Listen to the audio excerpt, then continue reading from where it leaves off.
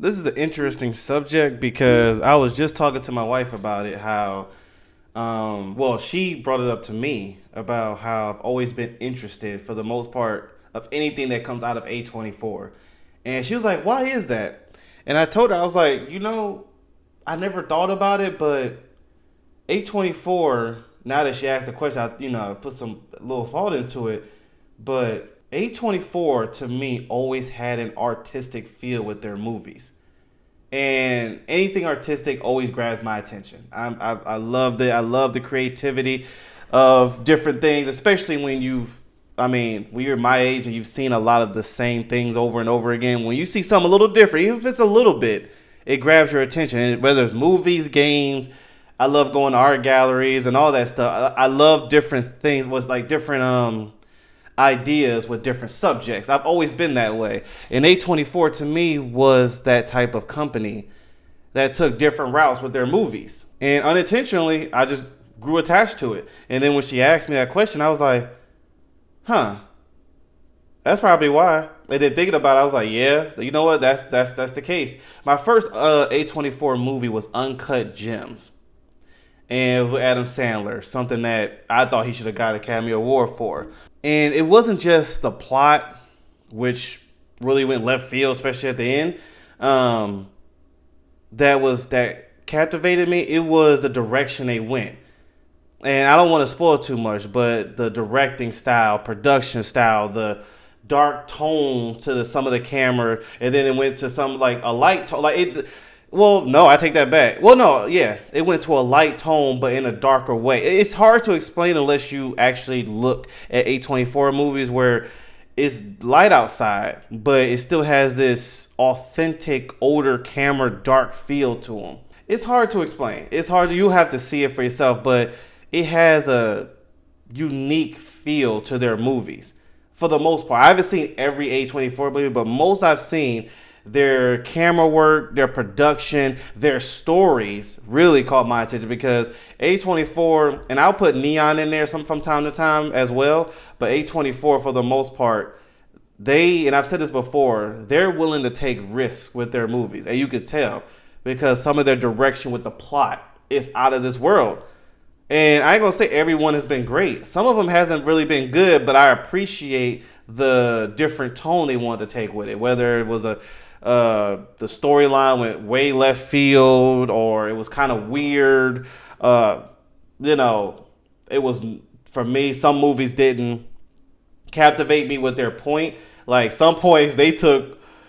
I mean, some movies they should have been X-rated with some of the stuff they was doing. It wasn't even sexual, just some of the directions they went with their movies. But I also appreciate and give the nod to the fact that you're willing to try something different. Like I said, I'm a very artistic person. I'm willing to give stuff a shot if they're willing to go against the rails of what's normal. You know what I'm saying? And A24 to me has always been that. And in their horror movies, in their dramas, in their comedies, and their, not many actions. I've seen any actions. I don't think there's been any action movies in A24. But yeah, that, and I hope that company stays that way, no matter how popular they get. I hope they stay different than the normal. So when I bumped into this video, it says, "What do A24 films?" Well, I'm sorry. Why do A24 films look like that? I'm interested to see where they go with this route. When people choose which movie to watch, they might check who's the director or who are the actors. Yeah. But recently, people started watching movies because of a studio. Imagine if someone 10 years ago said you should watch a movie because Paramount made it. What the hell does this have to do with anything? Tell me what's happening! But nowadays, with the growing A24 fan base, many people watch a movie simply because it's produced by A24, gaining a reputation for films that are cool, weird, and original. Yeah. For them, the A24 logo in the opening credits serves as the stamp of approval of a good film. That's how it is for me. Literally, the movie, I don't even know if it's going to be good or not, but because it has A24, I'm already in. Let's see it. For the most part, I'm going to walk out the movie pleased than disappointed. For the most part. Like I said, every movie hasn't been great, but A24 definitely earns that respect to at least say, okay, we're going to go see it. What kind of direction we're going here? What has changed?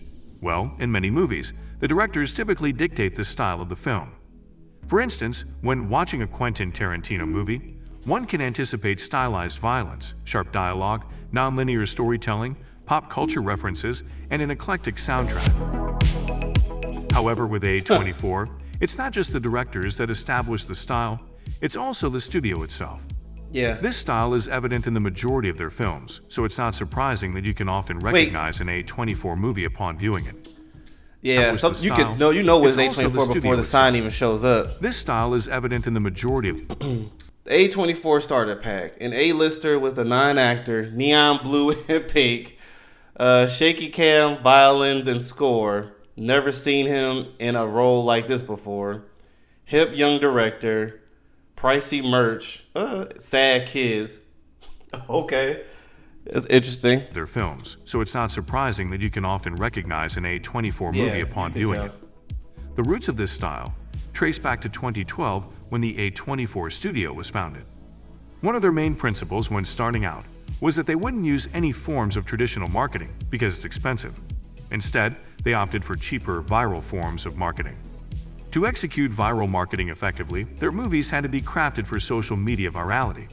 And with that, the movie Spring Breakers was born. Look at my shit. Look at my shit. I forgot that was A24. I seen that when it came out, but I forgot that was A24. In this movie, 4 college girls hold up a restaurant to fund their spring break Makes vacation. sense, thinking about it. What makes it more intriguing is that these roles are portrayed by former Disney starlets. This was quite a surprise for teens who were accustomed to seeing them in wholesome entertainment, now watching them embark on a mischievous adventure. This is the first A24 movie that most people saw, and it's a very good example of an A24 style.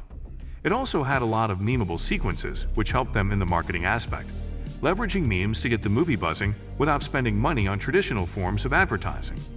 The movie has a strong artistic vision from the director Harmony Korine, who stated that he wanted to make the film appear as a mixture of a Britney Spears music video and a Gaspar Noé film. And he very much succeeded with it. These striking visual choices and neon color palettes became the recognizable symbol and a visual language of A24 films. A24, it's not about the plot, it's about the lighting. If it doesn't look like it was filmed in a TikToker's basement, I'm not watching. At That's this how time, A24 Uncut was Gems still were with the primarily a lighting. distribution company. Unlike traditional movie studios, which typically handle both production and distribution, A24 focused solely on distribution. They would find independently produced movies that aligned with their principles and buy the distribution rights for them. Then they would do the marketing for those movies and make deals with companies that can show the movies to audiences. After 4 years of working this way, A24 started producing their own movies. Running around That's cool to know this history. I didn't know about this stuff. in moonlight, black boys look blue. Moonlight was the first movie they both produced and distributed, and it was a big success. That both won an award commercially too, and didn't it? critically. Moonlight, Yeah. Best Picture. There we go. Okay. If we look at its style, Moonlight has that classic A24 vibe. A distinct character-focused story and lots of neon and subjective lighting. But why is it that many other A24 films also have that same artistic visual vibe? Uncut Gems. Well, it's connected to certain characteristics that contribute to a cohesive feel in their movie catalog. Number 1, artistic vision. A24 tends to work with filmmakers who have distinctive artistic visions, resulting in films that share thematic and stylistic elements. Number 2, narrative depth. Many of their films explore complex themes and character-driven narratives, Yes. which creates a similar depth of Yes, that's storytelling one thing I've across always loved about their movies is they are focused on the character. Whoever the character is, they're focused on it. Either it's a single person or a group of people, they're stuck on that character. And you could tell not just in the plot, but how the directing, the camera work goes, and how they'll sacrifice time in the movie. And what I mean by that is they'll make a movie longer, as in, you know how some people say it could have been 10, 15 minutes shorter. They'll take those 10 to 15 minutes and just have the camera stay on the actor or actress, whoever. Just them walking. That's it. But for some reason, when they do it, I'm intrigued and I'm cool with it because you feel like you're with the character. I don't know how they do it with the light, I don't know how they do it, but those 5 minutes of them walking, or that extra 15 minutes that's total for the whole movie of them just walking, looking at the sky. Sometimes there's no music. They'll just sit there looking at the sky, whatever, the grass. it's captivating, and I don't know how they do it. I really don't. But yeah, that's the one thing about this is they are focused on the character, whoever it is, and they do it so well. Sometimes they do it without them even talking at all. Like I said, just them walking or sitting somewhere, and they have the nod. They got the nod from me because, again, I don't know how they do it, because any other movie I'll be like, okay, do we have to see them just walk? But whoever that is didn't captivate me the way A24 did. And again, don't know how they do it. If you ask me what's the difference, it's hard to give an answer. You just feel like you're with the character in their movies more than you are in the other ones. I would love to meet these people and ask how they do it, but I can't give you a full answer. Lineup. A straight answer. Number 3, focus on independent filmmaking. A24 primarily distributes independent films, which often prioritize creativity and unique storytelling over commercial appeal. This which is what is needed. I've been saying this for years. That's why I'm glad of A24 and other there's some other ones out there too. We don't have a lot of creativity with these movies. It's a lot of the same thing. The same direction. And I'm not talking about just because I know people say, well, superheroes. I'm not even saying that. You can have a lot of superhero movies. You just got to be creative with it. You know what I'm saying? So I don't think superheroes the problem. I've never really been on that bandwagon. But there hasn't, like with the big brands like the WBs, the Universal, for the most part, Disney, you get the same thing. Every now and then you get a little creative one. You're like, okay, there we go. We need more of that. But it seems like a lot of companies are nervous because it does cost a lot of money to make these movies. But they're nervous that the get back, the money they make is not going to match up to how much they spend. So they're not willing to take that risk. A24 is willing to take that risk. Independent filmmaking. And I'm pretty sure they couldn't give the crazy budgets that other companies do. So that's the sacrifice they had to do. Like they told independent filmmakers, look, we're going to do this, but I can't give you what Disney could give you. They can give you hundreds of millions of dollars. We can't do that. I'm pretty sure now they can a lot better than they did before. But I'm glad they did. I'm glad they took this route, regardless of the sacrifice they had to make, because there's a lot of creative people out here in this world. There's a lot of creative people in this world that's just looking for their shot. And if you give them their shot, they can make a masterpiece. A lot of A24 movies I've seen, I don't know who these people are, but now I do. Now I do. And it's like, man, where have these people been at all my life? But companies haven't given them a chance. But A24 is willing to do that. And for the most part, they work. They've been getting awards now and all that other stuff. That's why I hope this popularity they got doesn't mess up their formula with the movies. Still do what works, because I'm loving it. Don't try to go the original route, because then it's going to be a decline then in movies. We need an A24. The creativity alone. Like I said, I love going to art galleries. I love just sitting there looking at art, even if I don't understand it. The job of trying to figure it out. That's how I feel with A24. Sometimes I don't understand it, but I'm interested in being like, I want to figure this out. And that's what they do for me. A similarity in tone and approach across their films. Number 4, innovative storytelling. A24 is known for supporting innovative and unconventional storytelling techniques, which can create a sense of similarity in the way stories are presented to audiences.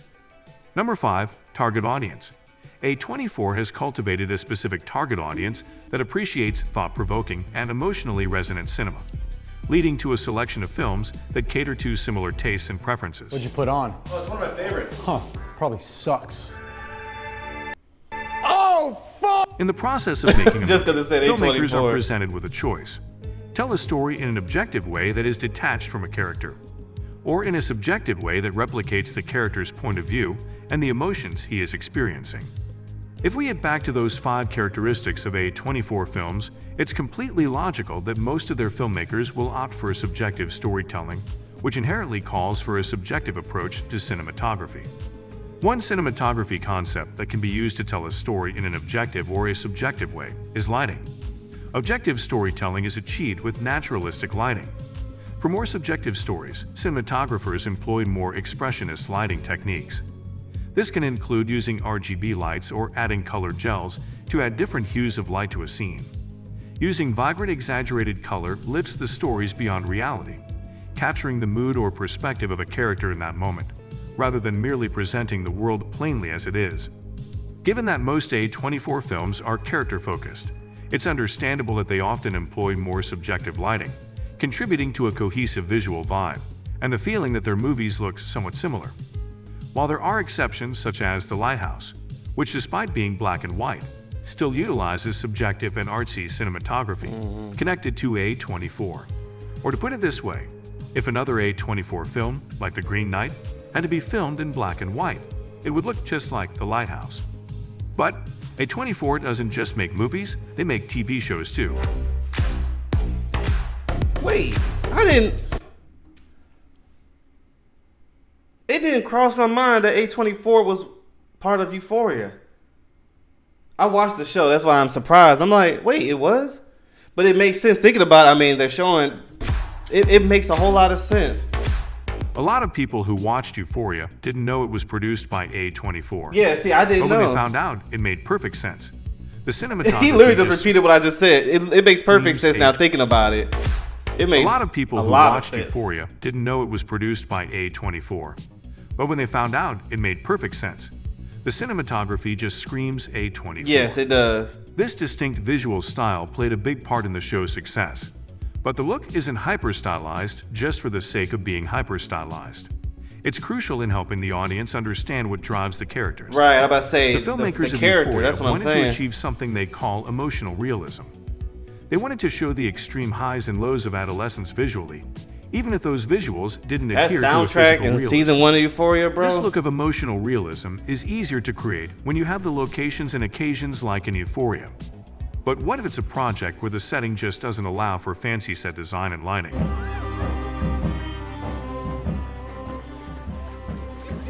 Midsommar is a good example of this.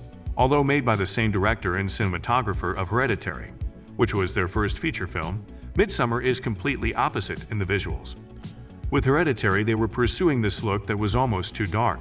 With Midsommar, they were doing the exact opposite. Yeah, I was confused. I didn't hear about Midsommar till later, and I didn't know it was made by A24 because just the scenery alone. And then I saw the trailer, and I'm like, yeah, I can see this.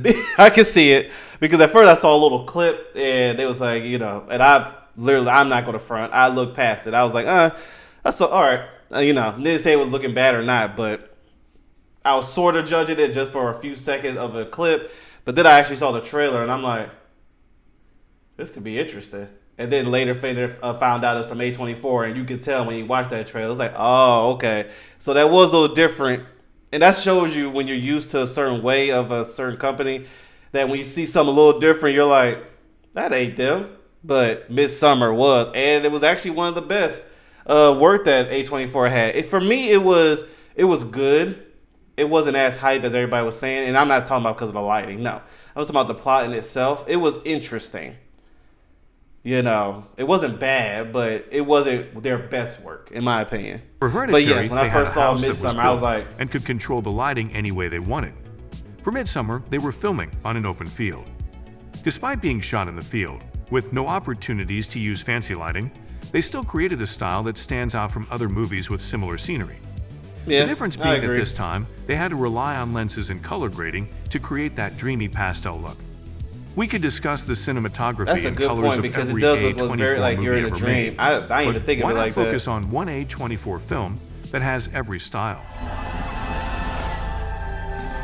Yeah, that is true.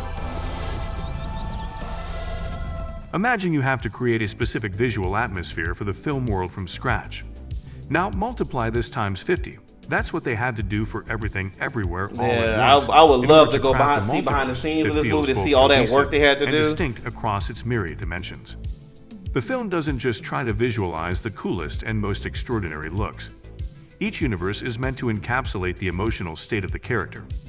If it's a reality where the protagonist hates being in, the filmmakers use this Netflix comedy look, with flattering color grading and ketchup mustard tones, which goes well with the bizarre reality. Compared to this, the reality in which Evelyn is an action star needed to be hypnotic and alluring. while the so-called Alphaverse, where people develop crucial technology to track the direction of other universes, possesses strong Star Wars vibes. The filmmakers utilize all available tools to visually distinguish between the different worlds and support the narrative. For instance, in the opening scene, they employ mixed lighting to underscore the chaos in the protagonist's life. She struggles to focus on anything, and the juxtaposition of cold and warm lights within a single room intensifies this feeling. With that many worlds with unique but still similar aesthetics, Everything Everywhere All at Once might just be the perfect example of how all A24 films look the same, but different. If you want to make your videos and photos look like A24 movies, check out our collection of movie LUTs and Lightroom profiles. Thanks for watching. Subscribe for more videos. I like this video. I like the breakdowns. A lot of stuff I didn't know. But I like how he broke it down, though, about their direction of how they go about their movies. But yeah, A24 definitely gets the nod from me every time. Every time I see a sign that says A24 in a trailer, I'm always down to watch it. Even if it doesn't, the plot might look like something I wouldn't watch. I'm like, it's A24. That's what I say every time. It's A24. It could actually be amazing. So, and, you know, I like different. I like unique. You know, when I see my movies, of course, I like seeing the original, you know, I'm a huge Batman fan, the original Batman movie or original superhero, original action or stuff like that. But when I go to a movie, even like with horrors, with action, even with Batman, if I could get a little uniqueness to it, you know, with the villain, with the art style, I'm down. With the plot, I'm down with it. There's been some Batman comics, I'm just using an example, where I'm like, okay, this wasn't canon, but I like the direction they went with this. You know, I'm willing to try it out. You know, and when I say different, I ain't talking about changing the sex of the person or the skin color. Like, that stuff is corny. You know what I mean? You know, oh, we're going to change it. She was white, now she's black, or male and female, or stuff like that. Don't matter. I'm talking about plot. I'm talking about direction with the art style of it. That's not artsy to change. Oh, she was a female, now she's a male, or she's black and now white. Or, that stuff is whatever. That's not what I'm talking about. But anyway, y'all know what I'm saying. Thank y'all so much for tuning in. I'm definitely... Oh, wait. Let me make sure. I always like to show the support.